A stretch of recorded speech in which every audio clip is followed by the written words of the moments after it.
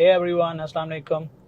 मेरे घर से ऑफिस का डिस्टेंस अप्रॉक्सीमेटली 20 to 35 मिनट का है। सो आई थॉट के आपके क्वेश्चंस का आंसर देने का ये बेहतरीन टाइम है। ऑफिस में जाने के बाद बिल्कुल वक्त नहीं मिलता। Now the main question is कि क्या आप बिना अंग्रेज़ी सीखे फ्रीलांसिंग कर सकते हैं?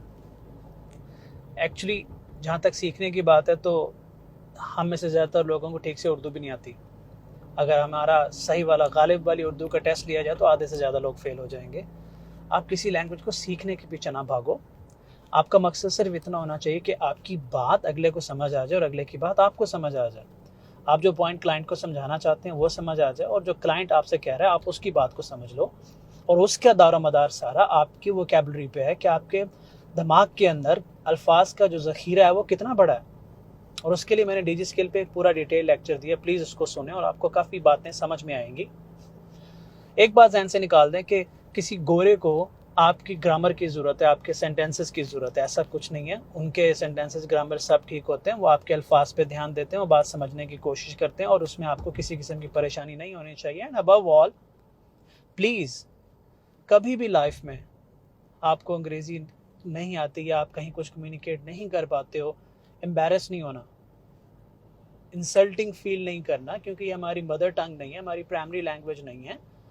बी प्राउड, जो भी आपकी लैंग्वेज है उस पर फ़ख्र करें और सबसे बड़ी बात अपने स्किल सेट पे ध्यान दें।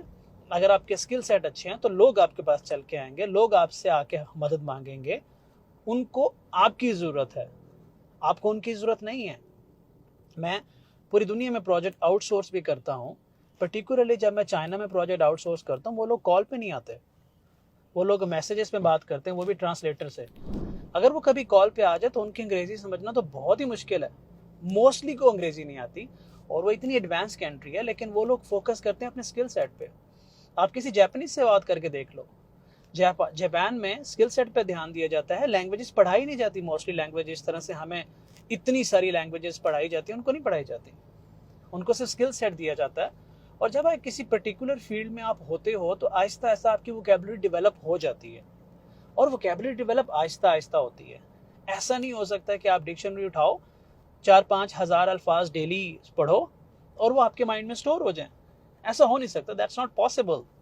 और आपको करना क्या है, आपको आहिस्ता आहिस्ता अपनी वोकैबुलरी डेवलप करनी है by reading books, literature. YouTube के वो वीडियोस सुने जिनके अंदर इंग्लिश एंड उर्दू मिक्स है। जब डीजी स्किल वालों ने मुझे इनवाइट किया तो उन्होंने मुझे, किसी ने शायद कहा था कि सर प्योर उर्दू में लेक्चर देने हैं, तो मैंने उन्हें कहा था यार मेरे से तो गालिब वाली उर्दू नहीं बोली जाती, मैं मिक्स करूंगा। अगर किसी फ्रीलांसर को वाकई फ्रीलांसिंग सीखनी है और उसको कोई अल्फाज समझ में नहीं आ रहा तो वो अपने कीमती वक्त में से चंद सेकंड निकाल के उस अल्फाज को गूगल करेगा। उससे क्या होगा कि उसके माइंड में एक और अल्फाज का इजाफा हो जाएगा। एक एक कतरे से जैसे दरिया बनता है, एक एक अल्फाज सीख के आपके वोकैबुलरी डेवलप होगी आपकी, और उस पर टाइम लगेगा। अब आप पे डिपेंड करता है आप दिन में कितने अल्फाज पिक कर लेते हो। एक अल्फाज सीखो, उसकी प्रैक्टिस करो, उसको यूज करो, बार बार करो, ताकि वो सबकॉन्शियसली आपके माइंड का हिस्सा बन जाए और अगली दफा वो अल्फाज बोलने से पहले आपको सोचना ना पड़े। तो सीखने के पीछे ना जाओ, किसी से रिक्वेस्ट करने की जरूरत नहीं है कि सर हमें अंग्रेजी सिखा दें, क्योंकि अगर आप इस लाइन में लग गए ना तो स्किल सेट तो गया। ट्रस्ट मी, जब मैं अपने गांव से आया था तो मैं ज़ीरो था। क्लाइंट से बात कर करके, क्लाइंट से फड्डे कर करके, बातें कर करके, उल्टी सीधी अंग्रेजी बोल बोल बोल बोल के अब इस काबिल हो गए कि अपनी बात समझा सकता हूँ और उनकी बात मैं समझ सकता हूँ। That's it.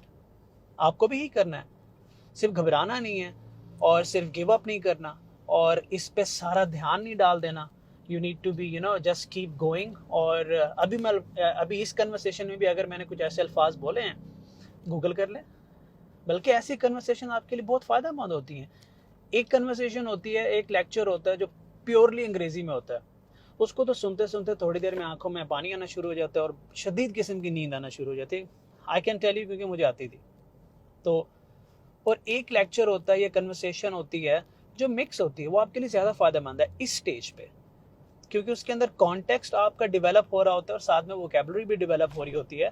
आपको पता चल जाता है कि कौन सा अल्फाज किस कॉन्टेक्स्ट में बोला गया है।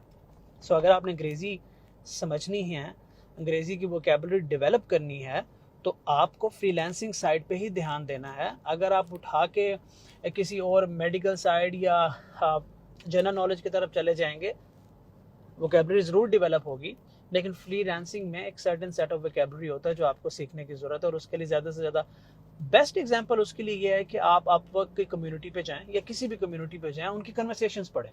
वहाँ हर बंदे ने क्वेश्चन पोस्ट किया तो आंसर पोस्ट किया, तो दो काम होंगे। एक तो आपकी नॉलेज बढ़ेगी किसी भी प्लेटफॉर्म या मार्केट प्लेस के लिए, दूसरा आपकी वोकैबुलरी बढ़ेगी, तीसरा आपको समझ आएगा क्लाइंट से किस तरह से क्वेश्चन किए जाते हैं, क्योंकि सारी कन्वर्सेशन जो होती है आपकी और क्लाइंट के दरमियान वो एक सर्टेन सेट ऑफ वोकैबुलरी के इर्द गिर्द घूम रही होती है। तो जाके वो कम्युनिटी के जो पोर्टल्स हैं उनको पढ़ें। इसके बारे में भी आप डिजी स्किल में मैंने बात की हुई है। And I will try to keep going with a mix of both English and Urdu. अगर आपको कोई मेरी बात समझ ना आ रही हो तो उसको आप गूगल कर लें और आपको फ़ायदा ही होगा, टाइम ज़रूर लगेगा, फ़ायदा होगा। बट मुझे ये सजेस्ट ना करो कि सर आप प्योर गालिब वाली उर्दू बोलो, क्योंकि वो मेरे लिए भी मुश्किल हो जाएगा। क्योंकि थ्रू आउट द डे आप अपने लोगों से बात कर रहे हैं जो कि सारे के सारे तकरीबन अंग्रेज़ी में बात करते हैं, आप क्लाइंट से बात कर रहे हो, तो एक लाइफस्टाइल ऐसा है कि आपको बोलनी पड़ती है, तो बहुत मुश्किल हो जाता है, फिर उसमें फ़ोकस नहीं कर पाता मैं। तो बजाय मेरी अंग्रेज़ी बिल्कुल ख़त्म कराएं, थोड़ी सी अपनी बढ़ा लें, फ़ायदा ही होगा इंशाल्लाह। Thank you.